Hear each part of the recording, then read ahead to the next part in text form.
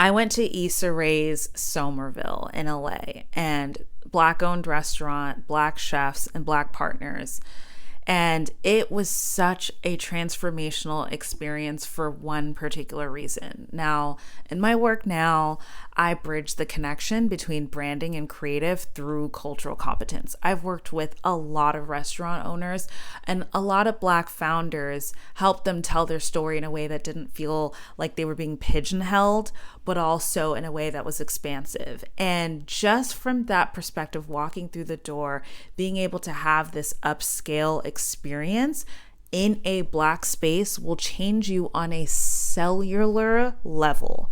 And I'm going to tell you why. What Issa Rae does so well is, it's like she has a touch, and the Issa Rae touch. And what it is her taste and her perspective and her point of view in anything that she does. Like, she could literally open up a laundry wash and fold and it would feel like Issa Rae because of that perspective. Her brand is largely defined not by just awkward Black girl, not just by insecure. Her brand is defined by giving the Black community more space and grace and permission.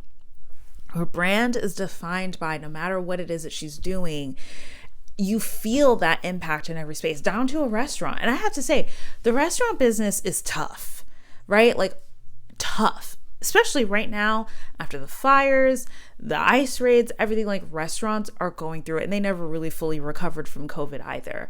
And celebrity restaurant brands are especially tough because everybody thinks that all they need is capital and they can do it, but it's an operational beast. It's really difficult to get all those little details right because it's theater, right? Like, you only have one shot. It's a live show, and all these millions of pieces have to come together in order for that plate to land on your table at the perfect time, in order for that food to come out and being executed at that standard every single time. It's a lot of repetition. It's a lot of excellence. It's a lot of, reading the room and reading body language. And it's a work that I have so much respect for, largely because I worked in hospitality before my current career, but also just as someone who loves to eat. I love to dine out. I love experiences. And those experiences are curated by everyone from the valet all the way to the dishwasher that you'll never probably see. Everything happens in their perfect moment, in their perfect timing, so that I can just relax and not think about things and share a meal with my friends. And so I'm so impressed by the fact that Issa was able to find the right partnerships to then continue on with her mission of really not only serving the Black community, but giving us something great.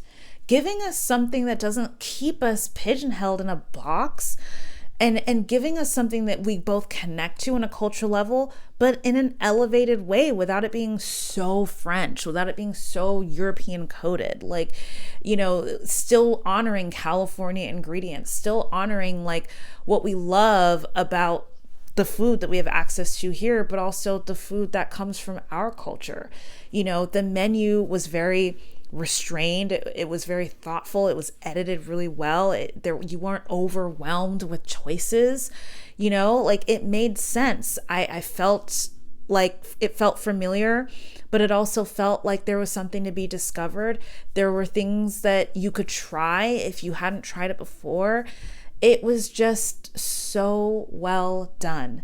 And I love that she's so good at spotting those opportunities and places that in the community that it's in a very predominantly Black neighborhood in Los Angeles that is loved and revered in that way. And it's intentional, it's smart, and it's something that not a lot of founders are doing.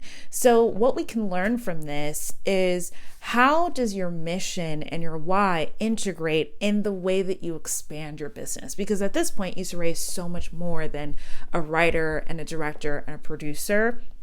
At this point, she's multidisciplinary entrepreneur, multi-passionate entrepreneur who who I'm at this point has her hand in almost every major industry, and still that through line is there. So when people say like you can't do all these millions of things, you can through the right partnerships. And when you're connected to your why, it also helps you understand how to know what partnerships are right for you, how to understand like, is this an opportunity for me to expand, or is this a distraction from what I'm doing? When you're clear on who you are, and that's where the self-actualization piece comes in, when you're clear on your mission and you stay connected to that, that allows you to grow without breaking at the seams. So comment below and let me know, have you been to Somerville, and what would it look like for you to expand your reach in your business without burnout?